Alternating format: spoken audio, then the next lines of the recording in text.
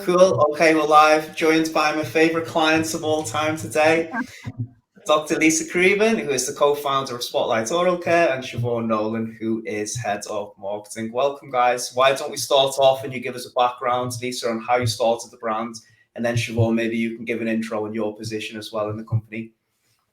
Sure. So my name is Lisa Creaven. I'm one of the co-founders of Spotlight Oral Care. So I am a dentist, and along with my sister, about 5 years ago, we set up Spotlight Oral Care. And it was really in response to a disconnection between what we know to be true as dentists and what is available for customers to buy when they go in store or online. Everything we do in practice is like so based on science, research, and data. And then what we would see in store is like, to be honest, kind of like trend led healthcare messages. So we wanted to create an oral care company that was best in class, and that what that means is clinically proven active ingredients targeting your own individual needs as a customer, because you have individual oral health needs, sustainably packaged and ethically sourced. And so we launched 5 years ago. We're available across Europe. In the US, we're omni-channel, so we're in D2C and in retailers, notably in the US, we're in CVS, on Target.com and Ulta.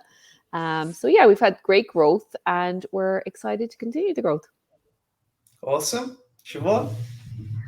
So I'm Siobhan. I'm the VP of Marketing at Spotlight. I joined almost 2 years ago. And at that point, Spotlight was predominantly a retail business. And since then, we've kind of tried to really lead the growth across direct to consumer and, grow our owned and organic channels, as well as the performance and paid media aspect.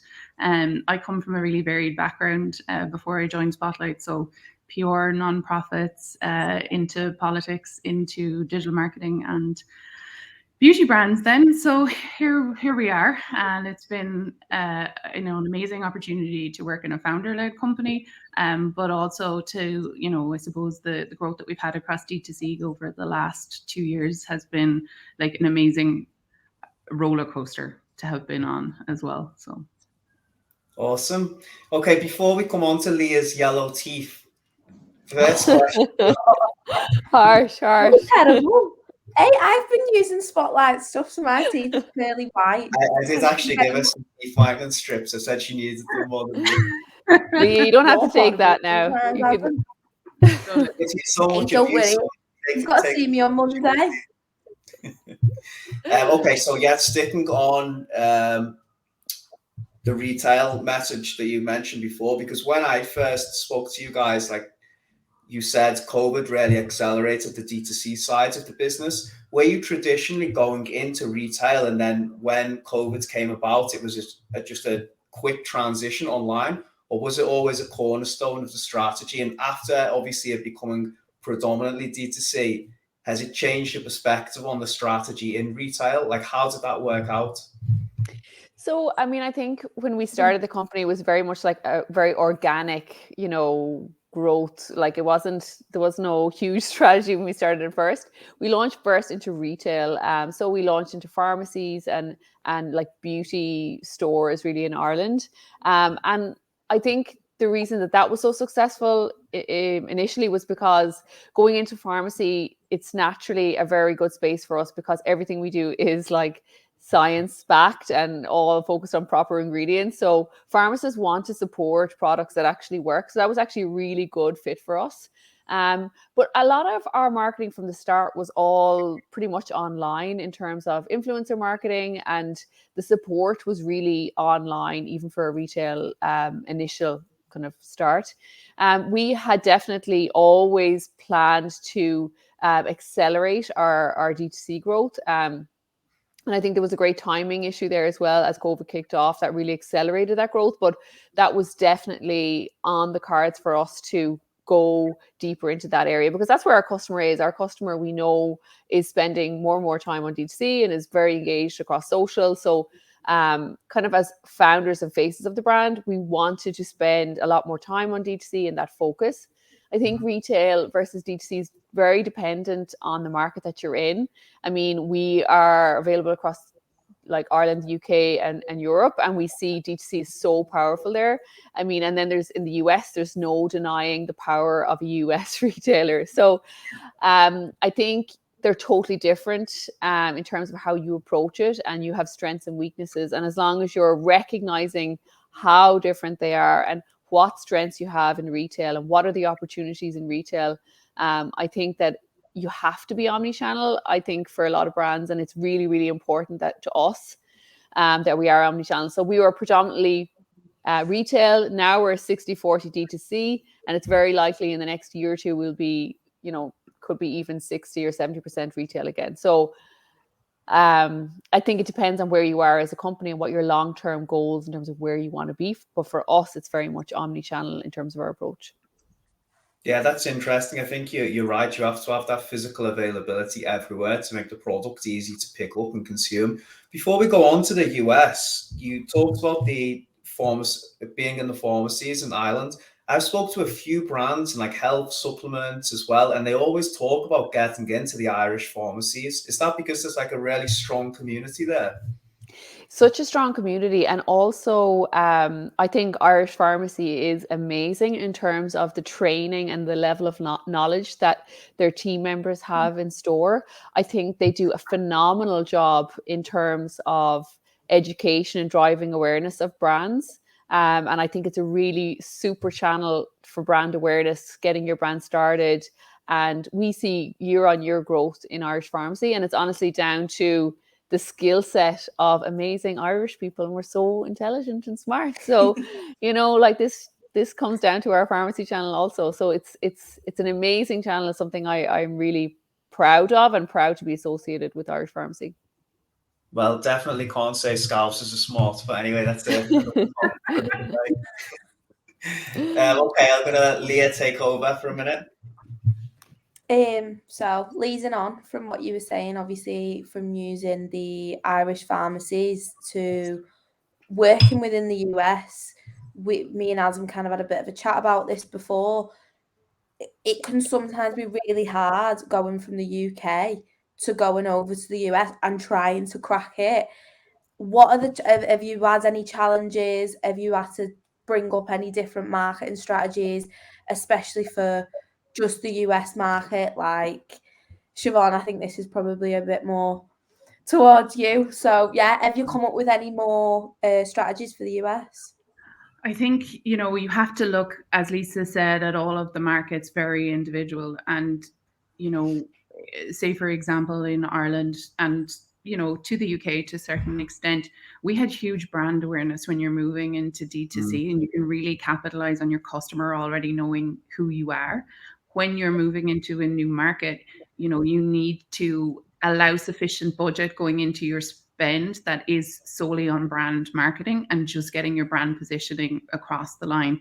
And, you know, I suppose the main thing there is the US is such an expensive place to market in versus Europe, that you need to have sufficient budget within your strategy to actually grow there.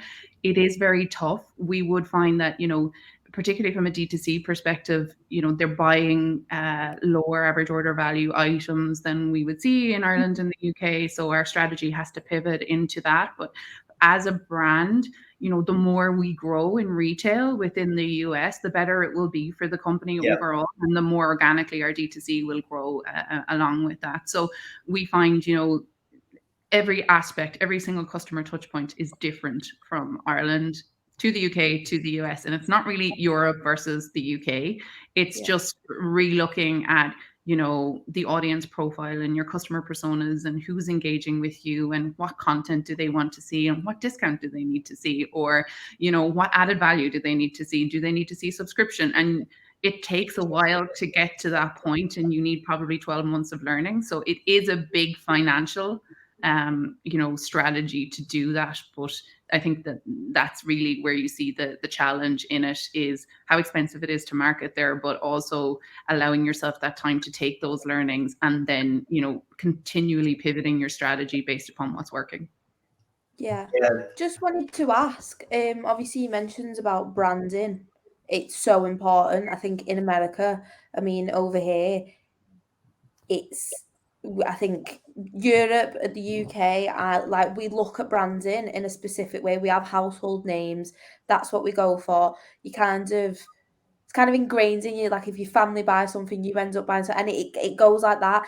Have you seen anything different in America in the way that people buy like that? Is it household names as well? Is there any specific advice that you'd give to someone going, right, okay, if you want to go and crack America, do this? Like, is there any specific things that you've picked up on? I think you need to like look at your market research in terms of what your USP is versus those household brands. And you're totally right. Like consumer behavior leads people to buy what they always bought, or what their families bought, or what color they like, maybe for when it comes to oral care when they're in the supermarket. Maybe red stands out more. But if you can get your messaging right in terms of your packaging and also your point of sale, or how you're displayed across your D2C, and what differentiates you from your competitors, it'll organically grow.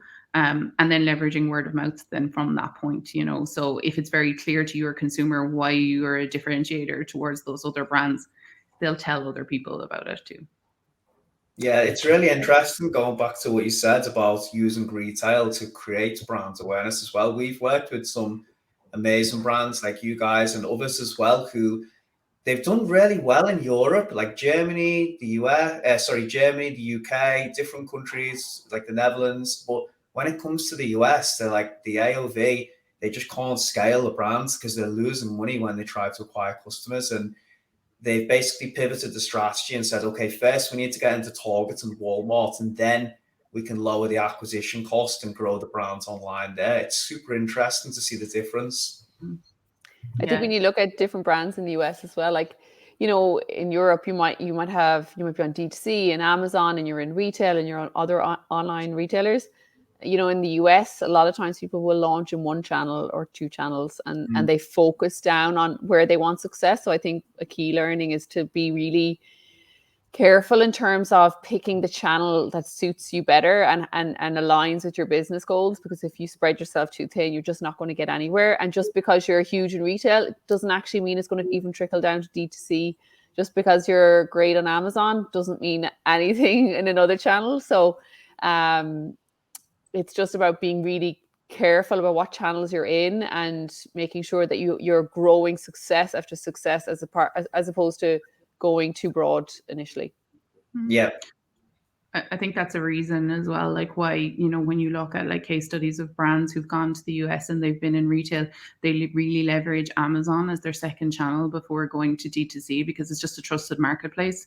And they know that, okay, maybe their acquisition cost there might be slightly higher, trying to compete with, huge brands on there in terms of competitive keywords, etc. But if you can do that successfully, it also helps with your brand awareness, Yeah, absolutely. Makes sense. Yeah, it's an interesting market. Someone needs to start off a niche, how to crack America. Like that's an agency within itself. Good luck to them. So this is something we've been back and forth on over a few months. And I know, especially for a lot of founders as well in the sustainability, when they create a great product and they've got a sustainability angle to it as well, they really try to leverage that and push it because it's important to them. And obviously it's nice to know that you're making a difference in the world as well. And me and Leah were speaking to Matt at Fussy last week about, he also has a natural deodorant brand, and saying, first and foremost, the consumers want a product that works. That's the most important thing. And then the sustainability aspect is, well, it is secondary to them. Like, is that frustrating for you, knowing that consumers think that way? Like, and has that made you emphasize the messaging less? Yeah, like I think sustainability is such a key aspect to any business. I think in particular oral care, like most oral care brands, like the big players, have such a despicable record in terms of their impact on the environment, child slave labor, deforestation. I mean, if you just Google Amnesty plus any of the bigger brands, you'll see a kind of litany of poor performance. But I don't think people buy products because they're sustainable. I think that it's honestly, it's just necessary. You have to be sustainable. You have to have an aspect to your business that you're looking at and you're constantly trying to improve.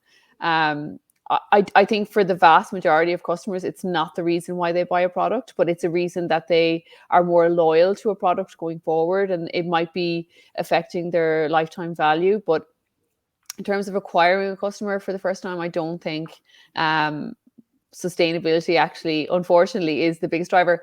I think that's going to change. I think it's going to become more and more important. But like similar, to Fussy, like people buy oral care because they need it to work. You're not going to buy toothpaste, if it's not going to work. You're not going to use a deodorant if it's not going to work. So I think your products have to be really, really good products. They have to do what they're supposed to do. They have to be really effective. And it's absolutely necessary that I think going forward, that it's sustainable, or you're looking at it, you're trying to improve it. Because honestly, in most industries, there isn't a huge amount being done. And although it seems like a very topical issue, we're really only beginning the sustainability conversation. And so, it's just absolutely necessary for you to have that incorporated in your brand pillars, but not the reason to buy, probably.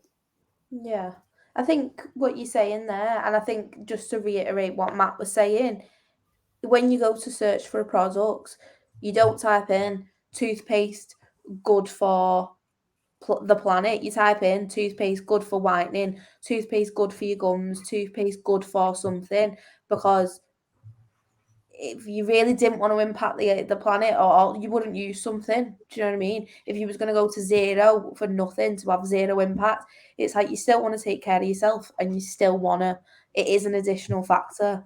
But yeah. That's why my teeth have went so yellow. If I'm good for the planet, I never brush them anymore.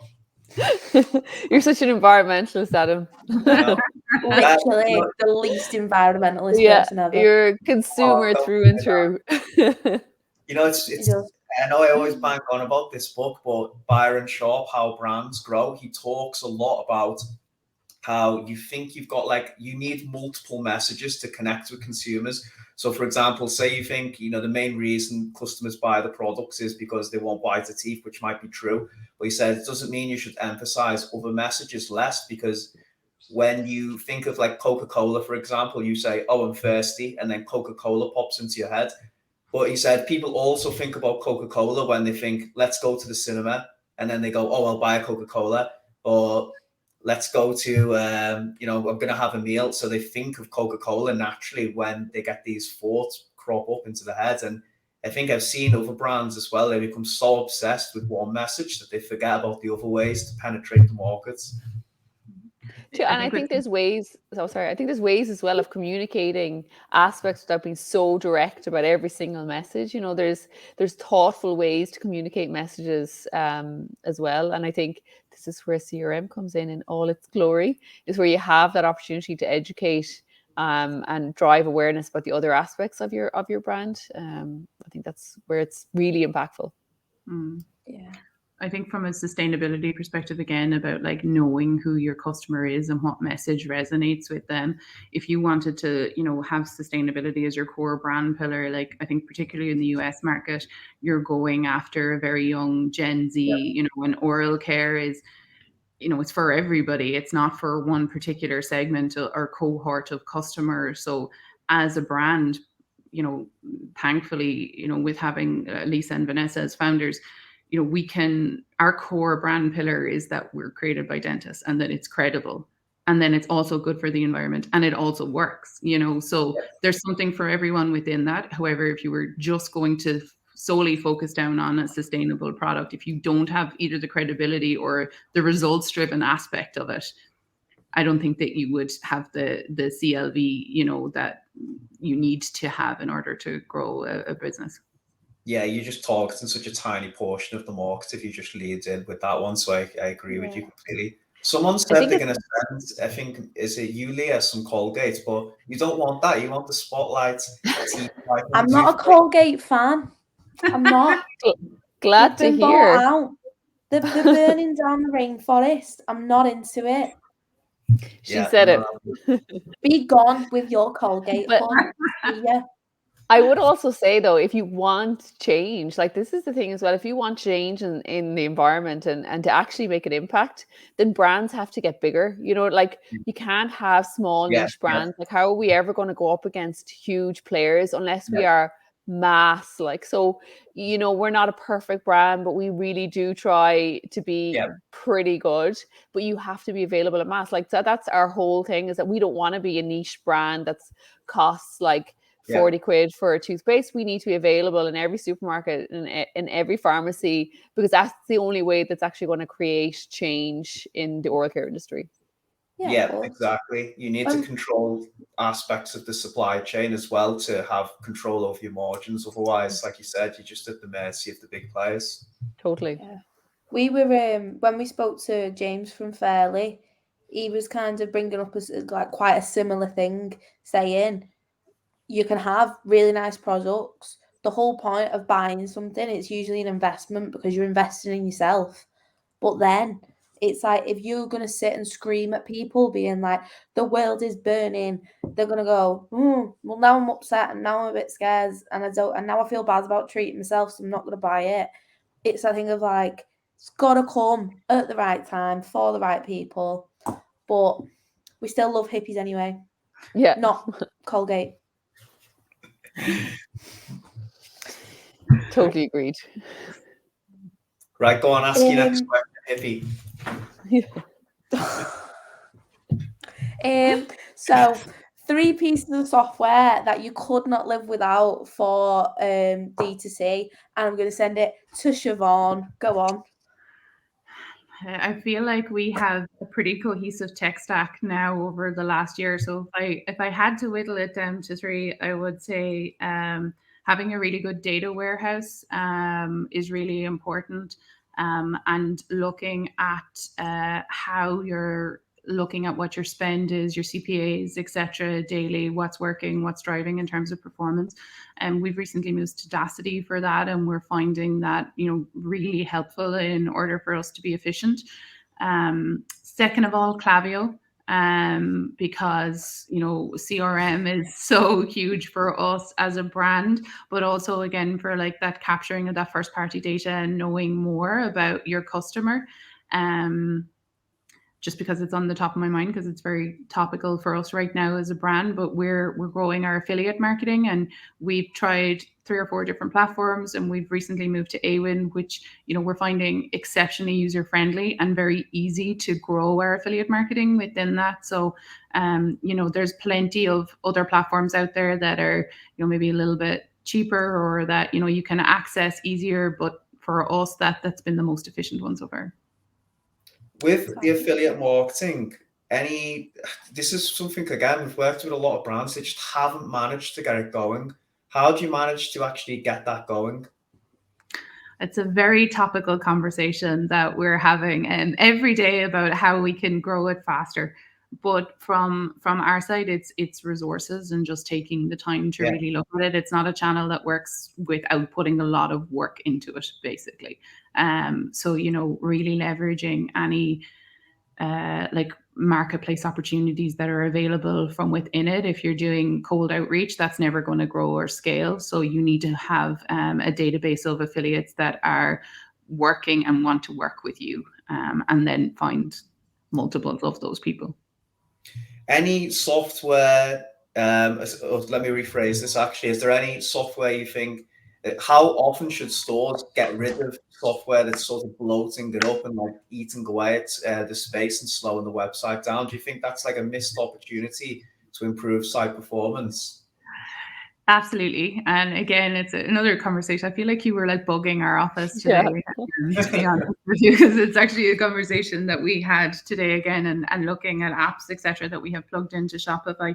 Look, I think with, you know, be it agencies or be it any tech stack, any third party that you have, any apps that you have integrated, like doing a quarterly review of all of those is just really important, even from a P&L perspective. Like, you know, you could be paying fees for something that, you know, worked at one point and is currently not working anymore, or you've moved on, and you know, it's just a good practice to do an audit of that every once in a while. We try and limit the amount of apps that we have plugged into our site at any point for that sole reason, in terms of the page speed. But you have to find then a balance of having a plugin or an app that may be slowing down your site, but that is giving a better UX, or maybe as part of an upsell. And so it's monitoring your conversion rate in line with your page speed and finding a balance across it. Yeah, I completely agree. Somebody said they're going to defect to the other side. And I need to know who this LinkedIn user is, leaving the random I know, comment. I am very tempted to log into LinkedIn now. I'm going to take a commission off any sale that comes through, by the way. We'll set you up on Awen. They might work for Colgate. They're coming to the right side.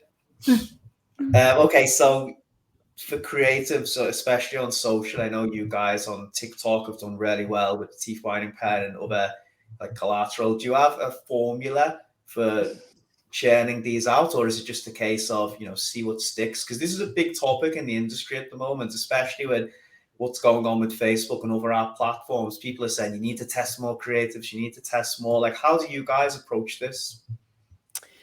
I think, again, this is one of those things that it comes down to resources and energy. You know, you need to spend time. We had a conversation during the week where I'm like, everybody in the marketing team needs to spend a lot more time on TikTok.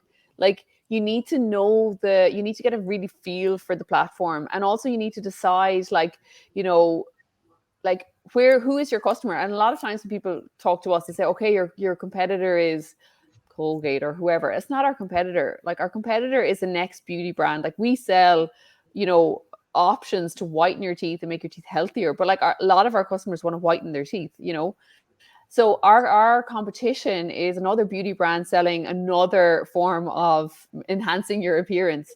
And so where are they, you know, advertising, and what is the kind of creative that they're doing as well? So like, I look to other beauty brands for inspiration, but I also think you just need to be on the platform. You need to like get a feel for what other brands are doing and what people are engaging with. I think for us, because we are the face of the brand, we're the founders, Vanessa and I, we're sisters and dentists, like we have a natural space to play in terms of on social. So like, we have great fun on TikTok. We do a lot. We're on our Instagram a lot. We do a lot of lives and a lot of interaction, because that's a really easy thing for us to do. And it's like every brand has an opportunity in an area that's kind of more difficult. For us, this is easy. And so like, there's so much kind of trend-led content out there in oral care. For us, it's like myth busting. It's like, these are how you whiten your teeth. This is why you should never use charcoal. This is why this just doesn't work. This is why you should never use household bleach to whiten your teeth. Like, you know, it's a bit of fun, and it's also about setting your expectation. Like, I look at social, it's an engagement platform, and I think you have to keep that really central to what you're doing. It's not a sales driver, it's an engagement platform, and the sales will come, but you just have to make sure that you're offering proper value to a customer or a viewer, because people are not there to be sold to. They're there, especially on TikTok, they're there to be, you know, entertained and informed and educated. And we've gone viral a good few times on TikTok, and it's because it's very authentic, and I hate that word, but very authentic messaging. It's not even complicated, and it's also about trying lots of things and seeing what sticks. I'm trying to get Adam on TikTok. I bet he's a good dancer. You should definitely do some dancing. He's absolutely terrible. I've got, you know what? I've got videos to prove it, and I'll email. I hope so. She called me. She called me 2 steps something. What was it the other night? Oh, I don't know. I thought they were unbelievable moves, but obviously not. Exactly. I got my favourite, Barry Kerrigan dropping in the flags there. Talking about people who like to get drunk. I like to Lisa's point across TikTok, you know, and I certainly don't need to be encouraged to spend any more time on it, because I mainly just communicate in TikToks. Like, I just send them to people. I don't WhatsApp them. I'm just like, haha, this is hilarious. But you know, there's no formula really to it. Like, we spend a lot of time looking at what's trending, or we see fun ideas, and you know, we have like shared WhatsApp groups, and like all like put it in, or someone of the creative team will put in, and we'll be like, Lisa and Vanessa, we should do this is cool, like this is trending, or people are doing that. And it's actually just spending time on it and seeing what's fun and engaging and what's a good fit for our brand from what we're seeing. So you heard it from our CMO's mouth here. I can spend all the time that I want on TikTok. It's Adam, I think when they say like a group chat for TikTok. You need a group chat for definitely. TikTok. Yeah. Oh yeah, just for TikToks. I think you can do it me with and Helen. I'll stay out. Me and Helen would never get any work done. Me and my boyfriend now, when we go to bed, we have to give each other like 10 scrolls each, because otherwise it just goes on for hours and hours. And I'm going, look at this one, look at this one. But I think we should get on it, Adam. I've told you. Leah, this is getting really weird. Let's change subject. I think I mean, with TikTok, we need to get on there. I don't want to know what Patrick do before bed. It's literally how I show love. Like, if I send you TikToks, it means I care about you, and if I don't, I'm still waiting for my first one. All of us are. Well, this is what I mean, Adam. This is why nobody talks to you. It's because you're not on TikTok. That's why you're not popular, Adam. You need to get on TikTok. I'm so boring. I'll do it after this. Moving on to the last question. Dancing and TikTok aside, so it's very hard at the moment. It's easier than ever to start a store, but it's very, very difficult to grow. What would your advice be, both of you, to anyone who wants to get involved in the space right now? I'll let you go first, Lisa. Thanks, I think obviously, like, really basic things like setting your expectations. I think it's not just. I think you also need to look at your customers very clearly, how you're getting new customers, how you're retaining the customers that you have. I think making sure that your messaging is super clear, really obvious things like make it really easy to use and simple navigation, very basic things. And I think like kind of going through it all the time. And it's so funny, like Siobhan and I have this running joke. It's like we look at lots of agencies online, okay, they sound great at this. And then you go and you like try to inquire about working with them, and they're like, the link doesn't even work. And I'm like, come on, guys, it's the functionality. Like, let's make it work. So I think like trying to keep it simple, trying to keep it really clear about who you are as a company, trying to keep the functionality of it super simple. And I know they're very basic things, but like, honestly, so many times you go on to buy something, like, it's like you're trying to make it difficult for me to check out here. Like, is there like a code that I'm missing, or like, it's just keep it simple. I would say, don't try to do too much too soon. I think spreading yourself too thin is never going to be good, because you'll never really be able to take a step back and look at what's actually working for you as a brand. So, if you're looking to break into D2C, start with your organic presence. Start with, don't go and pay a celebrity ambassador. Start with some micro influencers who want to try your product. Get some good feedback, some good content from that. What works in an organic basis will then work on a paid basis, versus going and paying a creative agency, $100,000 to produce a piece of content for you if you don't know that your messaging is right, or you don't know that that's what's actually going to resonate with your customer.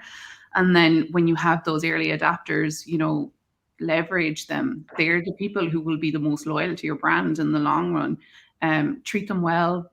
Have every customer touch point.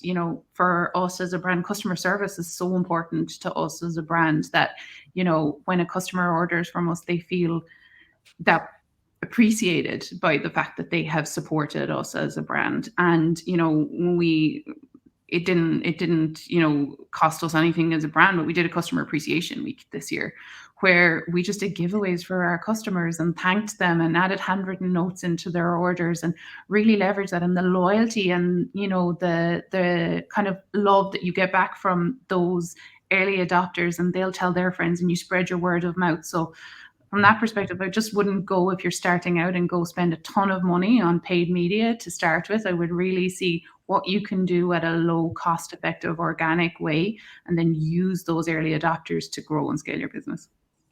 Yeah, because then you're proving a product market fit, on you, rather than throwing your life savings into something that might not work out. But I think in its essence, it's about having a great product and genuinely caring about your customers. And for all like the marketing strategies and hacks and growth gurus you see, ultimately, when you look at the best brands, I think it really just boils down to those two aspects.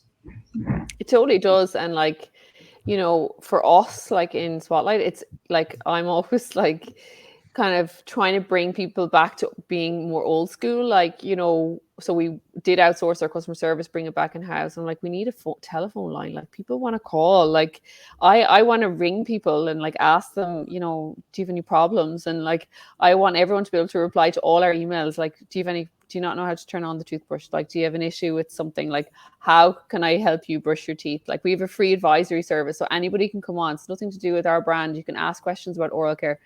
And I think it comes from a place that like we are healthcare providers. Like, I genuinely care that people are getting a really good experience and that their oral health is improving. And so like, if you keep that at the core, like you can't really go wrong in terms of how your customer feels that.